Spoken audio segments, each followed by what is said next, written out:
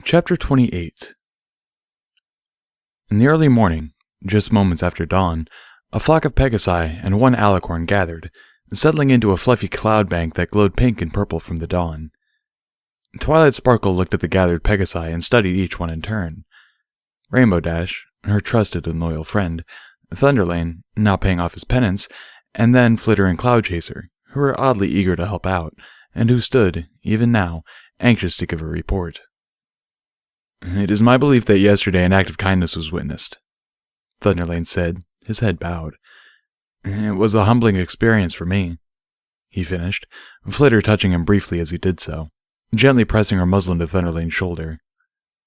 "Chowderhead here told Berry Punch that her foal was in the hospital," Cloud Chaser added. "No brains at all." "You thought Berry Punch was Pina's mother," Thunderlane retorted. "She might as well be. You don't tell a big sister that sort of thing either, you big dunce!"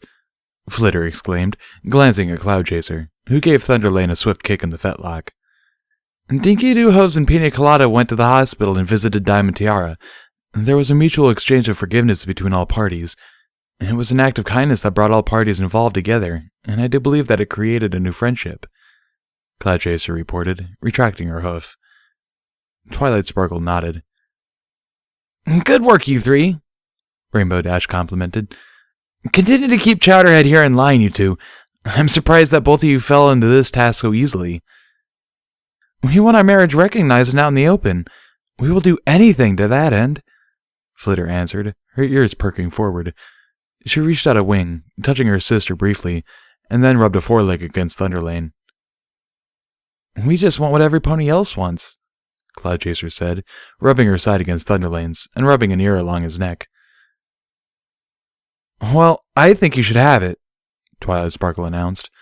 "I'm talking with Cadence soon, pony to pony. Something has to be worked out. I want to be able to acknowledge Rumble for what he really is, and not have ponies judge us or have full services breathing down my neck," Flitter whispered. "It hurts." Thunderlane gently wrapped one wing over Flitter and made soothing sounds in her ear. "Wait, you mean Rumble?" Twilight asked, looking baffled, pulling her head back and her eyes going wide in disbelief. Thunderlane glared at Twilight pointedly, suddenly becoming a very different pony. Gone was his apparent buffoonery and incompetence. His nostrils flared, and his ears splayed out sideways from his head. The cloud beneath his hooves began to turn gray. "Flitter shouldn't have said that. If it goes beyond this cloud, there will be consequences," Cloud Chaser said, now bristling. "Slow down, girls. You know I'm all right with it," Rainbow Dash said. "And I have no intentions of damaging a perfectly good family structure," Twilight Sparkle reassured, still looking surprised. "I was just caught off guard, that's all." Thunderlane calmed visibly. "We had to go to Cloudsdale and talk to the wrong sorts of ponies," Flitter confessed. "We have to be so careful, and that's why we came here. Ponyville is so much more tolerant than some other places." "Philadelphia," Cloud Chaser growled. "What about Philadelphia?" asked Twilight, her voice filled with apprehension. "Nothing," muttered Thunderlane, slouching. "Just an unpleasant place," Flitter said. "That's all." The two mares were practically snorting now, standing on either side of Thunderlane, showing visible signs of distress. Twilight couldn't help but notice that the two sisters and Thunderlane behaved very much like one body, moving together, constantly touching, reassuring, and comforting one another almost reflexively. She made mental notes to tell Celestia about this behavior. The cloud continued to darken. But Twilight knew that she would not tell Celestia about Rumble. It didn't feel right. The wing she had now had changed her profoundly, and she had strange new feelings to go with them, one of them being a pressure to conform to the flock, something that conflicted mightily with her unicorn individuality. "I just want to know, Rumble is—" Rainbow Dash said in a low voice. "Flitter's," Thunderlane replied, looking Rainbow Dash directly in the eye and flaring his wings slightly. Rainbow Dash moved forward, her head high, and gently bumped snooze with Thunderlane. She stood there, looking up at him, looking him directly in the eye. The flock looks after its own. Rumble is one of mine as well. You have my word as your flockmate, she said solemnly. So then, we potentially have kindness covered, Twilight said, gently restoring the conversation back to task. I think so, Rainbow Dash agreed. Good. You three, keep watching, and thank you so very much for agreeing to help, Twilight said with a smile. Thank you for being merciful on Thunderlane. He's a good pony, just a little thick-headed, Cloud Chaser replied. The three Pegasi took wing and flew off to face the day together, leaving two friends standing on a cloud together. Twilight looked agitated and flustered. Dash, I'm going to be gone again. I'm going to Philadelphia. I don't know what is going on, but I know a mother's broken heart when I see one. And keep an eye on things. A Spike can help you reach either Celestia or I. I might be gone a while. I know I can count on you, Twilight said. Of course, because I'm awesome, Rainbow Dash replied with a cocky head toss. Twilight rolled her eyes, hugged her friend briefly, and then took off at an unsteady high speed, a lavender contrail streaming out behind her. This herd discrimination needs to stop, Alone Pegasus mumbled to herself. I'm too awesome to marry just one pony, she said to no pony in particular. Another herd of ponies lay together in a bed. Two were cuddled together, spooning, while one lay on the edge of the bed, as far apart from the others as possible. Alone. The lone pony awoke, confused and disoriented, hearing birdsong and feeling a keen sense of loneliness. He glanced over at his two bedmates, wishing he could throw himself among them, but instead steeled his resolve and remained where he was, feeling a chill that had nothing to do with the air temperature. There were just too many concerns about sleeping in a bed with other ponies. The primary concern, of course, being the embarrassing and uncontrollable factor of morning wood. The mere thought of waking up with something embarrassingly poking into either Barry or Derpy was enough to cause Bucky to have a painful spasm of panic in his barrel, and made his breath quicken. And then he would have to spend the rest of the day trying to avoid eye contact, thinking about the awful thing he had done, constantly remembering it in his mind, playing on an endless cringe-inducing loop, spending the next few days distracted by a painful memory that just would not go away. It was enough to drive a pony mad. The lone pony slipped quietly from the bed, crept out the door, down the hall, and into the bathroom, where he shut the door and took care of morning necessities, gritting and grinding his teeth together when the stream of urine hit the water, making a sound that Bucky was certain would wake up every pony, a very painful and embarrassing sound that had been made in a house full of females. Bucky cursed himself for forgetting to cast a sound-muffling spell before relieving himself. The sound of streaming urine roaring in his ears, the sort of sound that was certain to give a fool a complex. Bucky felt his throat closing from panic. The urine flow stopped abruptly, and Bucky was most grateful. He cast a quick muffling spell, waited, tried to calm, and eventually the flow resumed again, this time in near silence. The panic did not leave, however. It had found him last night, had its way with him, and was now an unwelcome morning visitor. Every bit as stiff and rigid as morning wood, but not at all pleasurable to wake up to. His breathing increased to painful levels. His throat felt seared. Bucky tried to hold the panic back, determined not to give in. It was just a break in routine, a little slip-up, from waking up in an unfamiliar and uncomfortable place. Slowly, he willed his breathing down, brought his heart rate down, and finished relieving his bladder. He drove everything down, cramming it inward, letting nothing get the best of him in escaping. He would hold everything back, because that is what unicorns did. He opened the door, and peered out into the hallway, looking left, then right, seeing no pony, and then began to slink down the stairs, doing so as quietly as possible. Once into the kitchen, he began to fix breakfast in large quantities, fixing oatmeal, scrambling some eggs, and pulling frozen fruit chunks out of the freezer. He did all of this effortlessly, sitting in a chair, not even looking at the controlled chaos behind him, yawning and rubbing his eyes as he began to also set the table. He heard sounds upstairs, and Bucky started the coffee. He had always been more of a tea drinker. Tea had ritual. Ritual brought calm.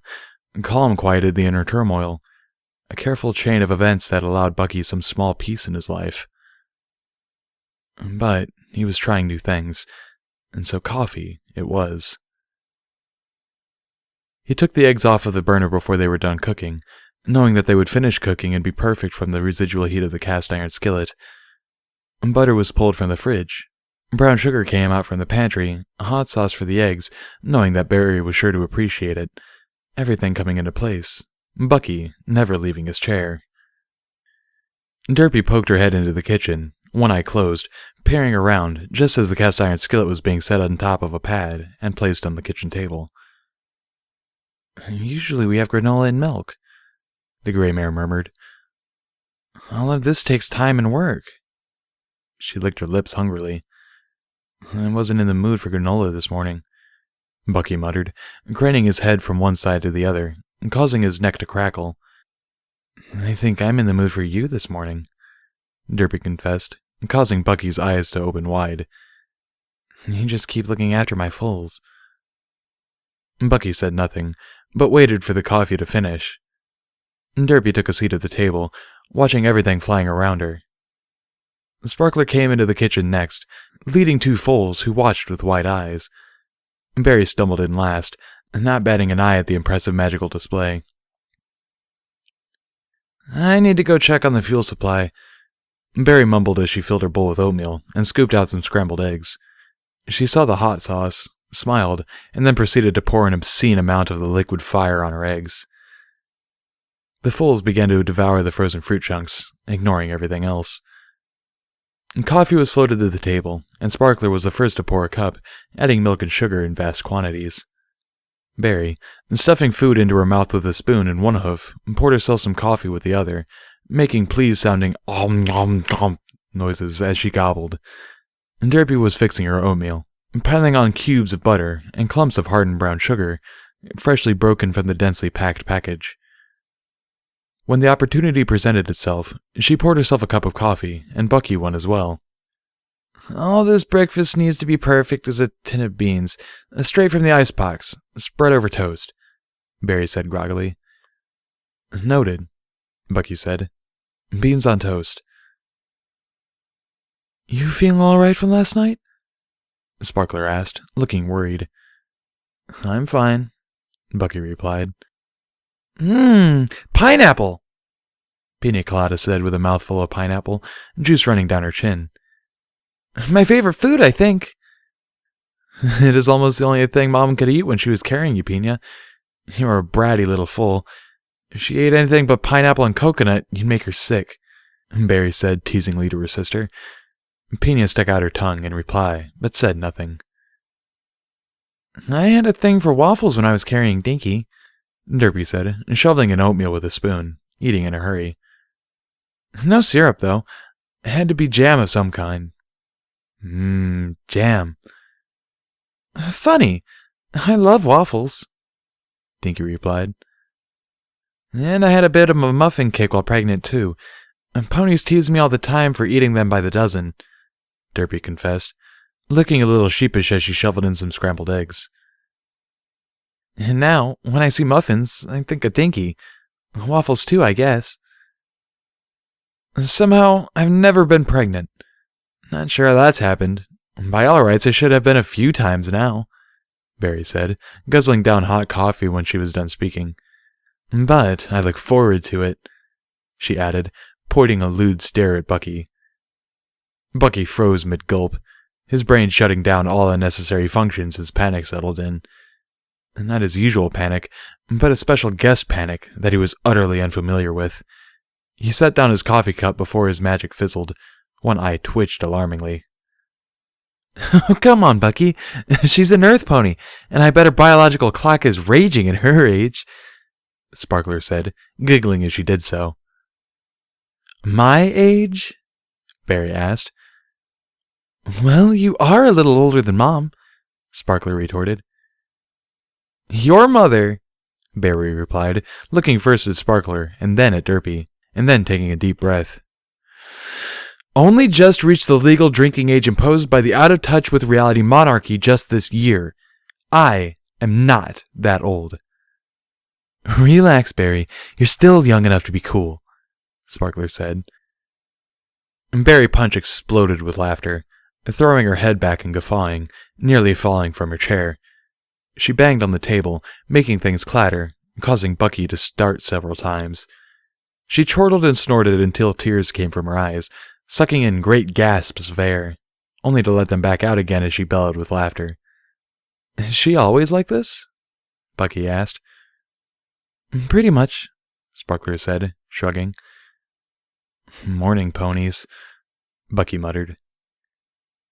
I'll show you, morning pony, you stuck-up snob, Barry said, her laughter dying. She pounced from her chair and dethroned Bucky, pinning him to the floor. Sic semper evello mortem tyrannus! She cried. After that, she then plunged her muzzle forward into Bucky's, kissing him violently and biting his lip as she pulled away, making Bucky cry out. Anarchy! Barry cried in triumph, reminding Bucky that her family were anarchs, and Bucky had peerage. Derpy watched the two ponies on the floor and chuckled. Barry was always good for a laugh. Sparkler, honey, take note. This is how you deal with a colt or stallion who is a grump, Derpy said patiently, instructing her daughter, pointing out valuable life lessons. The obnoxious plum-colored mare pressed her advantage, straddling Bucky's prone form. She looked down at him, now smiling broadly, and gently booped his nose. She looked up at Dinky, then Pina, over at Derpy, and then her gaze rested upon Sparkler, exchanging a knowing glance. She looked back down at Bucky, and then something in her face changed. A profound change, her smile melting away. She continued to stare for a few moments, and then, without a word, she rose up onto her hooves and helped Bucky get up with one extended foreleg. Still not saying anything, Barry helped Bucky into his chair, and then sat down in her own, and doing so silently. Derpy scowled, sensing something had changed, and Sparkler's brow wrinkled with concern. Barry? Derpy posed a question slowly, her voice full of concern. I don't know how to talk about it, Barry said, blushing furiously. Talk about what? Sparkler asked, getting more eggs. I looked into his eyes and I knew, Barry replied, sounding flustered. Knew what? Dinky asked around a mouthful of frozen banana. That I loved him, Barry replied, very quietly, unable to meet any pony's gaze. Bucky choked as he heard the words, and Derpy nodded her head slowly. It's been fun and games up to this point, but something changed just a moment ago, Barry explained in a low whisper. Derpy looked pointedly at Bucky, one eye closed, her good eye focused on his face, trying to read him. He was sitting, silently, looking down at his plate, sitting very, very still, totally silent, and not even attempting to say anything. You broke my very best friend, Derpy said. He made her go all serious, and now I'm the one trying to make ponies smile. The foals giggled, Sparkler laughed, but the adults made no such sounds of happiness. Well, that is both of you then. I heard Mom talking in her sleep, Sparkler said, a faint smile on her lips. And what about you, Buckminster? Bucky looked up at Sparkler, his eyes narrowed and full of concern. Words seem so worthless and petty right now to express how I feel, he muttered, his eyes falling back down to his plate, and his shoulders slumping. Well, then show it, Sparkler suggested, before she let go a huge belt that made the objects on the table rattle frightfully. So my best friend is broken and moody, and I have a sad, lovesick unicorn in my kitchen, Derpy summarized. Life certainly has been interesting. I'll clean up and make sure Dinky and Peony get to school, Bucky said, still staring at his plate, slowly lifting up his coffee cup to take a sip. I need to go check on the fire, Barry said. She raised her eyes, her usual fire returning, and turned to look at Bucky. "Don't keep us waiting," she said, prodding him roughly, rocking him in his chair. She then shoveled the rest of her breakfast into her mouth, chewing noisily, swallowing a few times as chewed food became swallowable, cleared her mouth, and belched a bassoon note of thanks. "I have to go. Please look after my foals," Derpy said, looking at Bucky, biting her lip after a moment of gazing at him. "And please stop being so sad." Bucky had stopped by his apartment on the way to school, picking up his spellbook, wanting to give a simple display on practical magic in school today, determined to get Dinky through the day, keeping her in school along with Pina. His saddlebags also contained a few other common elements for teaching magic, and popcorn chief among them. They bounced at his sides as he walked. Dinky and Pina followed closely alongside of him, chatting and giggling together, being foals. Bucky was horribly distracted as he walked, thinking about the events of the morning, starting with waking up, which was awkward, his bathroom visit, which was painful, and then breakfast, which was troubling. So very troubling. He couldn't deny it. Not any longer. He felt something, even if he wasn't totally sure what it was. He felt very different things about both of them, but needed both of them in some odd way that bothered him a great deal. Bucky didn't like being dependent on anybody but himself. As the trio walked, Bucky thought about being packed up and sent off on the train ride, his family living in Baltimore at the time. He had been sent off alone, his bags packed, and he wasn't much older than Dinky, who was almost helpless without an adult, and Bucky realized he had been much the same way. During his time at school, his parents had moved back into the old ancestral home they had in Canterlot, living there sometimes, and living out in the sprawling estate in Baltimore at other times. There were several large homes his family owned, all of them empty and loveless. Derpy's tiny house, only 3 bedrooms and a few rooms on the ground floor, was full of love and life, and felt more like a home. Her home had warmth. Her home had sounds other than the sounds of pages being turned and the stuffy butler clearing his throat. And Bucky wanted to be a part of that home very badly. Any home, really. He had become acutely aware of his own loneliness as of just recently. Barry had straddled his chest this morning. Very intimate parts of her anatomy had been in contact with his body, and she hadn't even paid it a single second thought, Bucky realized. She had simply been playful, and obviously didn't have his hang-ups, but the very idea of such close contact burned Bucky's mind, and would not leave him alone. He had felt her, and now the knowledge would not leave his mind. A powerful sense of shame burned through him, and he hated himself for his physical desires. He should be above these needs. But he was not. He could not push the thought out of his mind. The brief contact had been somewhat humid and damp, and Barry's perfume had left a lingering trace on him. He could feel her moving and shifting against his body as she had straddled him. It lingered like a white-hot coal trapped between his ears. It was then that Bucky made a terrible conclusion. It wasn't perfume. The thought struck him like a slap in the face, and he was suddenly ablaze with shame and embarrassment. A physical sensation of self-revulsion. He felt painfully stupid. He had stopped casting the pheromone blocking spell quite some time ago. The spell never made you fully immune to their effects. There was always a lingering faint effect that was easily squashed down, but it also blocked out certain scents. He recalled smelling it even on the day of his birthday party. Not all that long ago, actually. He nearly had a panic attack on the spot, realizing he was walking 2 foals to school while reeking of freshly applied mare musk, courtesy of Berry Punch, and her careless scent marking of him, pressing her female anatomy up against his barrel and rubbing vigorously.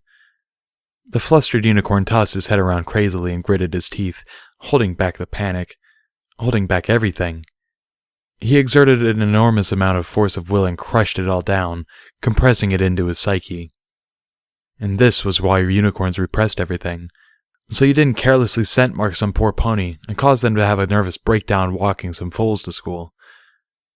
He subdued the terrible beast that dwelt in the basement of his mind, whipping it down and forcing it to submit. It did so, but promised retribution later as it sank back into the unknown darkness of Bucky's mind. The schoolhouse loomed ahead, and the day was bright and promising. The morning had gone by mostly uneventful, the class behaving themselves a little better today.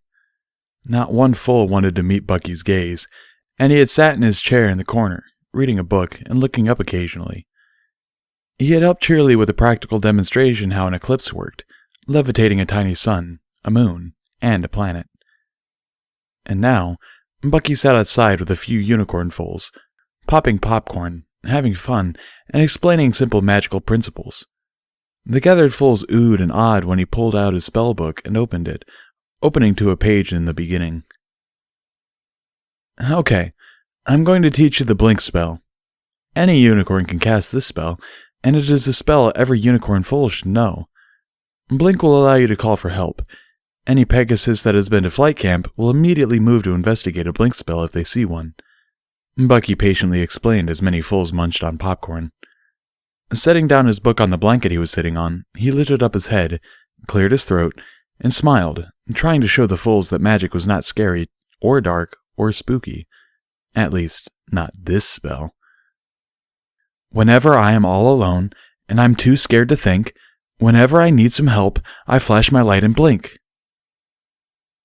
Bucky spoke the words carefully, pronouncing each syllable just so, demonstrating how to chant the verse to summon the magic it had been tied to. As he spoke, a blinking light shot from his horn and rose up into the sky. Almost like magic, 2 Pegasi appeared a moment later, circling, swooping, and finally landing, looking around, both very concerned looking. "Some pony called?" Flitter asked. "Is there trouble?" Cloud Chaser added. "Just a practical demonstration of the blink spell. I am really glad you two answered. It shows the foals that it works," Bucky answered, grinning nervously. "Of course it works. You fools pay attention. This might save your life someday. While we are here watching, let's see how many of you can cast it," Cloud Chaser commanded in a gentle voice, her wings fluttering slightly, still in a somewhat aggressive posture that Bucky was now able to recognize. "This is an easy spell that any unicorn can cast.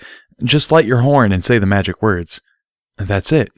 You don't even have to concentrate much, other than lighting your horn. You should practice this spell indoors until you can cast it in seconds without thinking. As you can see, Pegasi, whom you should be most thankful for, watch over us all and keep us safe," Bucky explained to his students. More Pegasi were landing now, quite a few, and Flitter made a few silent gestures that put them at ease. They watched as the first blinking light from a foal shot upwards, flashing green. Another blinking light rose, flashing yellow. "That's it. Just say the words. See? It is so very easy, and you are casting spells just like a proper unicorn should," Bucky praised. An enormous purple globe of strobing light exploded from Dinky's horn and shot upwards, making Dinky gasp in delight. Even the Pegasi seemed impressed. You could see Dinky's globe from a long ways away. Everything that Type 3s did was pure spectacle and bound to attract attention. Even Snips and Snails were able to send blinking orbs of light rocketing skyward, which boosted their self-esteem greatly. The Fireworks class spells are an upgraded version of Blink. They can be very simple and very complicated. Even Type 1s can cast simple versions of the various Fireworks spells, like Rocket Pop, Bucky said. Rocket Pop is basically Blink with a whistling sound as it rises, and an explosion at its apex. Bucky cast one, sending it skyward, whistling as it went, making the foals gasp in delight. "Keep practicing your Blink spells," Cloud Chaser asked. Bucky looked at her, and she looked at him, giving him a faint nod of approval. Bucky felt a powerful emotion of something he could not describe flood through him. The foals kept casting and eating popcorn, sending balls of blinking light skyward, and occasionally a new Pegasus would arrive to see what the hubbub was. "This is a lot better than learning about weather patterns and crop rotation," a foal commented, causing the others to agree, little heads and horns bobbing. It ended up being a very pleasant afternoon. It felt good to be home after a long day. Bucky had taken the foals by the hospital for a short visit. Dinky complained of being hungry even after all the popcorn, so Bucky had also purchased the foals a snack, and now they were home. and Bucky felt like he was home. It wasn't the house, so much as it was the fools with him in the house. The empty house, he realized. There was a note on the table besides the overstuffed chair explaining that Derpy and Barry had gone off to the Riverside Farmers Market to get some groceries. Bucky blinked a few times after reading, realizing he was going to be alone with the fools for a little longer. He lifted away his saddlebags with his magic, setting them gently on the couch, and looked at Pina, who was headed up the stairs, singing a song about her need to pee. Bucky blushed and realized he needed to go as well. He too went up the stairs, not singing, to use the second bathroom. Dinky, alone, realized that this was her perfect opportunity to have a look at Bucky's spellbook. She pulled it from his saddlebags, and touching the wooden cover, it felt warm, and it tingled slightly. It hummed, and Dinky could feel it in her horn. She sat down and opened the book, but not the front half. The front half, she reasoned, was full of basic spells, beginner spells, full spells, like Blink. W... Dinky muttered to herself, now in the back of the book, where the good spells were. She was on a page where every spell started with W, and there were quite a number of spells. Want it, need it, pronounced Dinky carefully, reading the spell description, not understanding what she was reading. I want a daddy.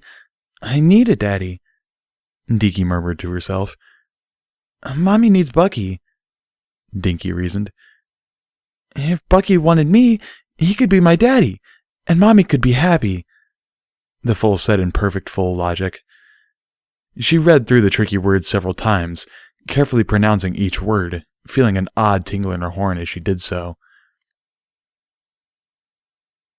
Bucky came down the stairs and saw Dinky looking through his spellbook. He panicked, but before he had a chance to say anything, he felt a powerful attraction for Dinky, a maddening feeling of lust and infatuation, unnatural lust and infatuation, followed by a powerful sense of arousal. Bucky knew right away that something was terribly wrong. His brain flooded with terrible images of all the things he suddenly wanted to do with Dinky. He cried out, shaking his head, repressing everything and shoving it down. He knew magical compulsion when he felt it, and this was powerful.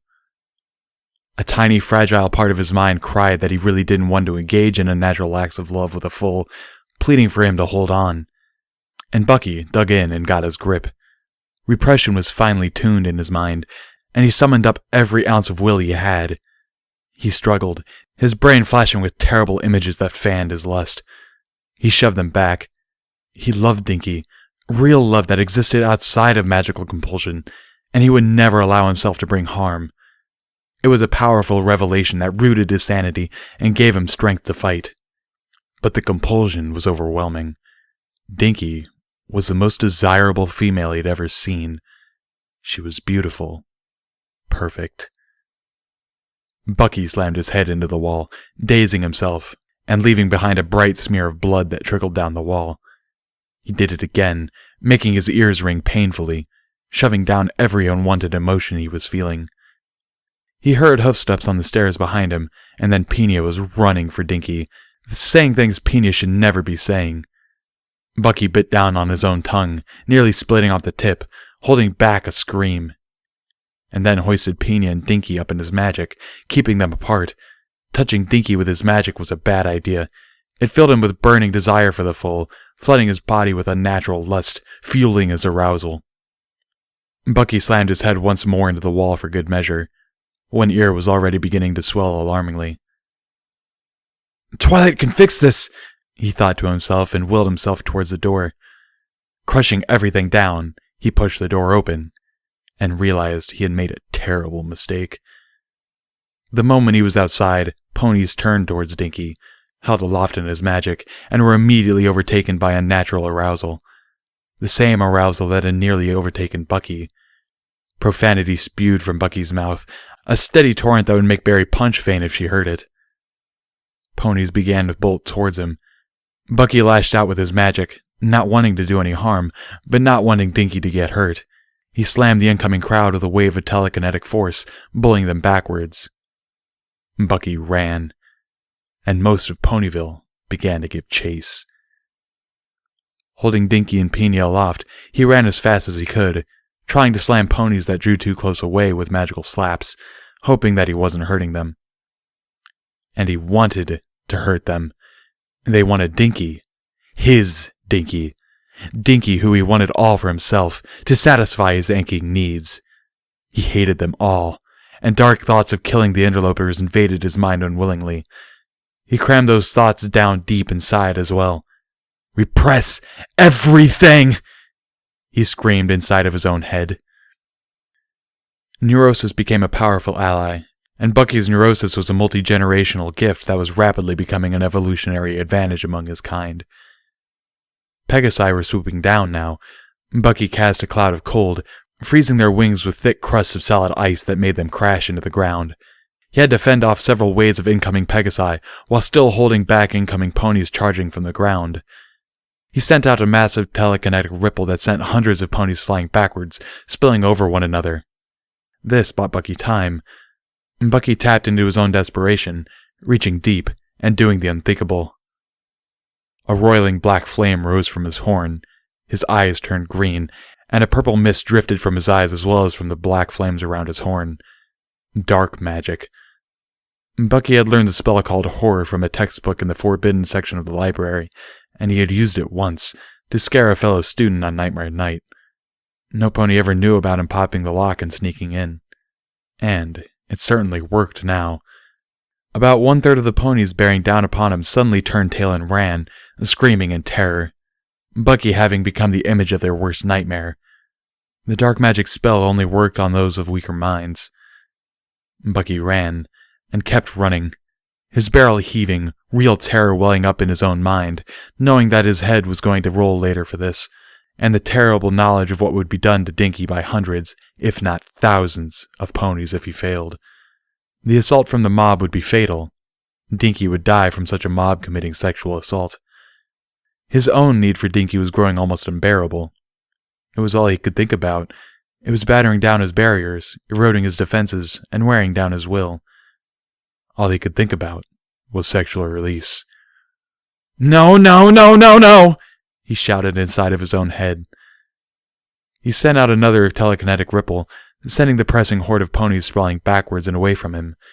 His energy was getting weaker now. Soon, he wouldn't be able to cast at all, and that would be it for Dinky. The library was in sight. He bolted for the door, shoving ponies aside with powerful telekinetic blast and freezing Pegasi to knock them from the air. He pounded on the door, which was opened by a small dragon, who stood staring wide-eyed at the chaos all around him. "Twilight!" Bucky screamed raggedly. "She's not here! She's gone! I'll call Celestia at once!" Spike cried in panic, slamming the door and locking it. "Run! Get out of town! Try to survive until she gets here!" Bucky, having no choice, ran. Discord strolled up the lane, having had a very pleasant visit with his dearest friend Fluttershy. He whistled as he strolled, feeling marvelous, when he began to notice a bit of a commotion ahead of him. "Now, that is quite a commotion up ahead," he thought to himself. A lone pony ran, holding 2 foals aloft in magic, and behind him was most of the population of Ponyville. Several red bricks dropped from Discord's backside as he stood in the lane, slack-jawed by what he saw. "What in Tartarus?" the Herald of Chaos uttered, totally flummoxed. He stood, waiting, as the unicorn approached, sensing a most dreadful spell centered on the foal. An awful spell. While Discord personally liked this spell, he had been the one who taught it to ponies in the first place after all, the notion of it being cast on a foal appalled him.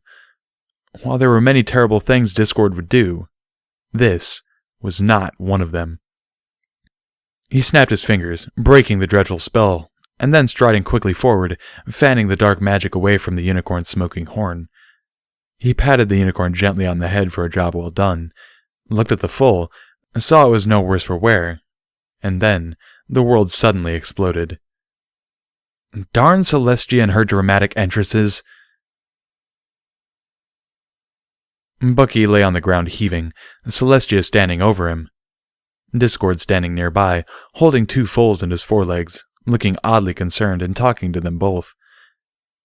"Bucky, can you speak to me?" Celestia asked, looking concerned. She looked out at the enormous crowd of confused ponies, all staring at her, all of them quite confused looking, all of them wanting answers. Bucky could not reply. Everything was finally crumbling away, and Celestia saw the signs.